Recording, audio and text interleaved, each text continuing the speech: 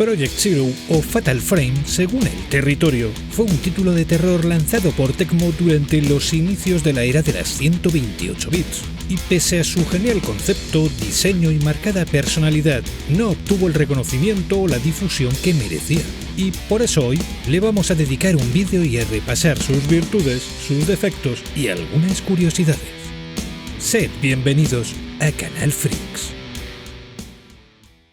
Tras haber conseguido muy buenas críticas durante finales de los 90 con la trilogía inicial de la serie Deception para la PlayStation original, Makoto Shibata y Keisuke Kikuchi decidieron abandonarla por un tiempo para centrarse en un proyecto más personal.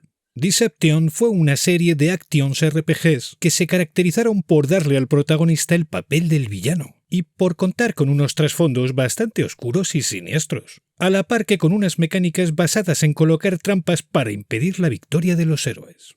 Fueron una especie de Dungeon Keeper al estilo nipón, salvando las distancias, mezclados con un toque de RPG clásico al estilo occidental. Shibata entró en la primera entrega con aportes al guión, continuó en la segunda como diseñador de eventos y de escenarios, y ya en la tercera ejerció como director, mientras que Kikuchi hizo las veces de programador en las dos primeras y de productor en la tercera. Digamos que con esta serie se iniciaron profesionalmente y aprendieron todo lo necesario para con el desarrollo de videojuegos. Y aunque en los tres títulos pudieron aportar algo propio relacionado con el terror, no dejaban de ser proyectos heredados que se alejaban de lo que realmente aspiraban a desarrollar.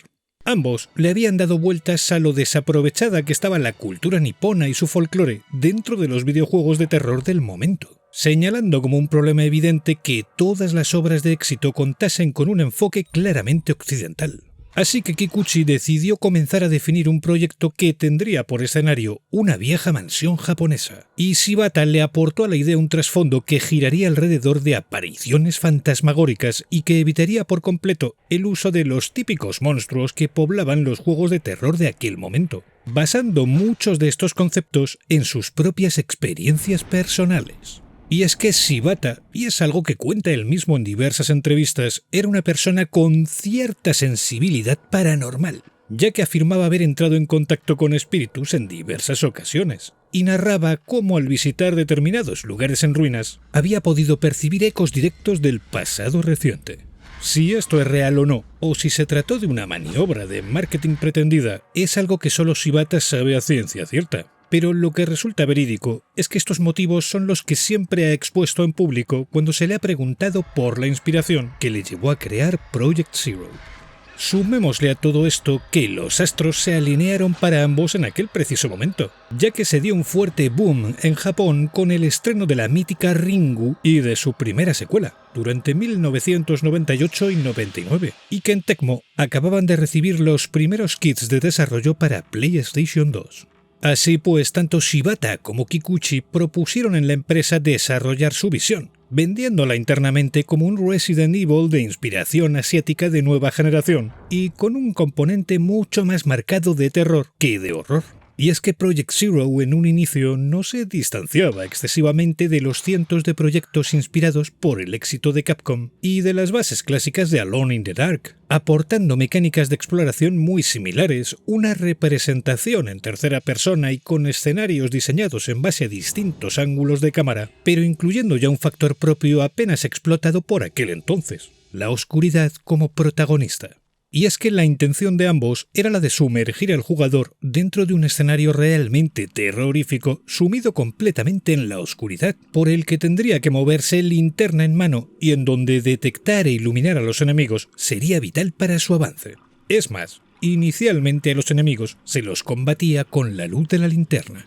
A medida que progresaban en el desarrollo se fueron dando cambios, algunos en base a la trama, de la que ahora hablaremos, y otros de carácter mecánico, en donde se llegó a cambiar el uso de la linterna como arma por una espada mágica y el empleo de hechizos, o la implementación de amuletos Ofuda y Omamori. Hasta se llegó a plantear que el juego transcurriese siempre en primera persona. Pero Shibata, en cierto punto, propuso que el protagonista se valiese del uso de una cámara mágica para capturar a los espíritus, y que el título pasase de una vista en tercera persona a una en primera cuando se emplease este elemento. Ya tenían todos los cimientos de base para crear su juego, y Project Zero terminó materializándose y lanzándose a finales de 2001 en Japón y a inicios de 2002 en el resto del mundo. Así que ahora centrémonos en lo que proponía el juego. Estando en 1986, el joven Mafuyu decide adentrarse en la mansión Himuro, un lugar abandonado y siniestro del que se cuentan leyendas horripilantes sobre apariciones fantasmagóricas y rituales prohibidos. Su intención es la de encontrar al profesor Takamine y al grupo de personas que se encontraban con él cuando exploraban la mansión. Todos desaparecieron sin dejar rastro y Mafuyu decide investigar el lugar por su cuenta.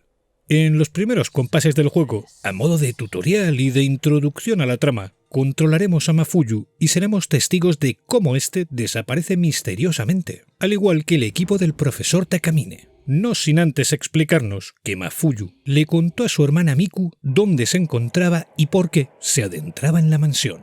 Tras varios días sin saber de su hermano, Miku parte hacia la mansión, y es aquí donde realmente comienza nuestra aventura. Y lo primero que debería destacar de Project Zero es que su enfoque hacia el terror era muy superior al de sus contemporáneos, ya que la oscuridad del ambiente, el increíble uso del sonido y lo maravillosamente bien diseñado del escenario lograba desde el primer segundo hacernos sentir en peligro y desorientados. Añadamos que junto a Miku presenciaremos constantemente apariciones de todo tipo, como seres que se cruzan en nuestro camino y que desaparecen al doblar una esquina. Sonidos que aparentemente se producen a nuestras espaldas y que cuando nos damos la vuelta dejan de ser emitidos. O fantasmagóricas presencias que nos intentarán avisar de los peligros que nos esperan en la mansión.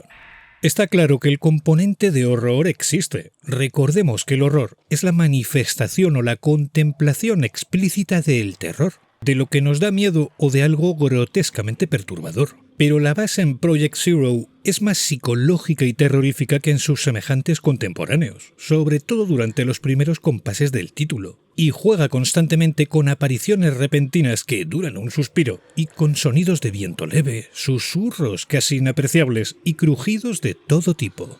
En este sentido, el enfoque era simplemente magistral, porque se decidió acertadamente que el ambiente inquietase al jugador y que no fuese simplemente abrumado por una incesante aparición de monstruos genéricos. El entorno que diseñaron para la ocasión potenciaba infinitamente este efecto, ya que se trató de una mansión relativamente creíble en cuanto a sus proporciones, pero excelentemente ambientada y con un tono de abandono y de lugar encantado que pocas veces se ha visto en videojuego alguno.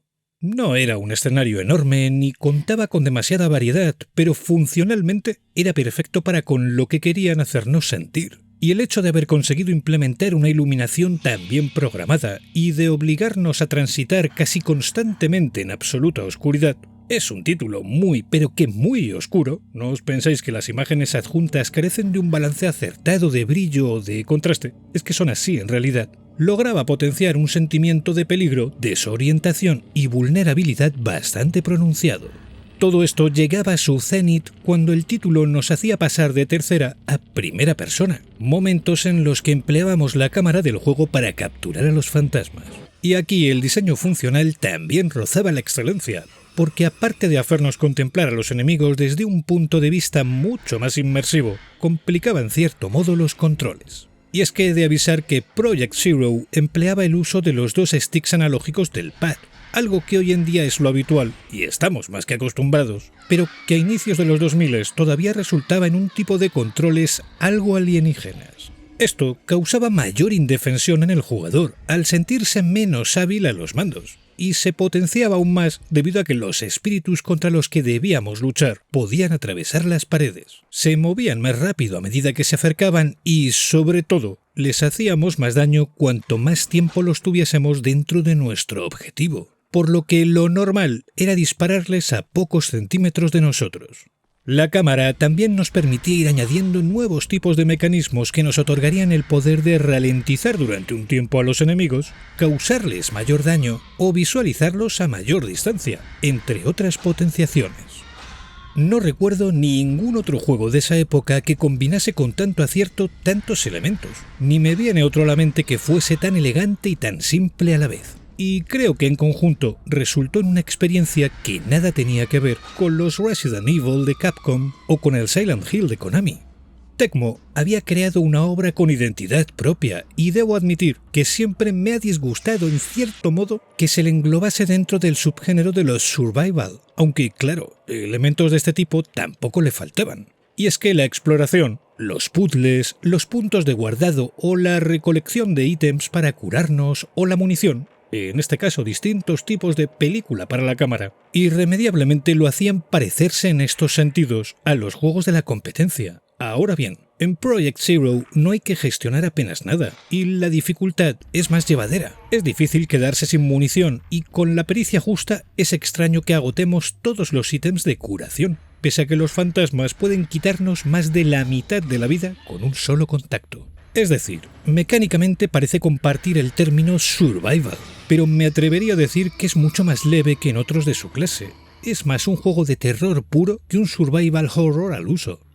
Antes os he mencionado los puzzles, y no quisiese olvidarme de comentar que los de Project Zero algunas veces rozan la locura. Y es que pese a que todos son bastante lógicos y a que una vez estudiados los mecanismos y los apuntes que nos darán las pistas, estos los encontraremos dispersos por toda la mansión, todo tiende a cobrar sentido. Pero a veces encontrar la lógica absoluta nos puede dejar al borde del derrame, porque están diseñados a conciencia. Diría que en conjunto es un juego que no tiene defectos remarcables. Se puede criticar el lento movimiento de la protagonista, pero es una decisión de diseño que redunda en el sentimiento de indefensión. Yo creo que no está mal planteado, y el resto de los aspectos van de lo notable a lo excelente. Cuenta con una trama que se vuelve más compleja a cada paso que damos, y que resulta muy entretenida y bastante impactante. Su diseño visual es excelente, pese a su relativa simpleza, y la forma en la que juega constantemente con el auténtico terror está realmente bien conseguida. Además, es un título que dura lo que tiene que durar, entre 7 y 9 horas, y que cuenta con unos mapas que no nos causarán demasiada desorientación una vez nos desplacemos mínimamente por ellos. A día de hoy es un título muy superado por otros clásicos del género más modernos, incluida su secuela inmediata. Pero es innegable que prácticamente hasta la llegada de la primera entrega de la serie Amnesia, que llegó en 2010, pocos juegos enfrentaron el terror de una forma tan pura, y puede que junto a Silent Hill 2 sean los mejores representantes de su generación, aunque este último tiene mucho más de survival. En definitiva, Project Zero es un clásico de su género, que contó con un excelente port para Xbox, con gráficos mejorados, una nueva interfaz para la cámara, fantasmas exclusivos y escenas originales descartadas, así como un nuevo final alternativo, y que llegó a contar durante su generación con otras 2 entregas y más tarde con un nuevo capítulo para Wii, otro para 3DS y una última entrega lanzada en Wii U. Si nunca habéis jugado con esta saga, probad alguno de los 2 primeros, porque son piezas clave del terror dentro del videojuego y de la generación de las 128 bits. Y sobre todo, enfrentaros a ellos pensando en un juego de terror algo más puro que un Resident Evil. Mecánicamente son parecidos, pero a nivel experiencial no tienen tanto que ver. Y bueno, dicho esto, ya solo me queda daros las gracias por vuestro tiempo y por vuestra atención. Nos vemos en el próximo vídeo. ¡Saludos!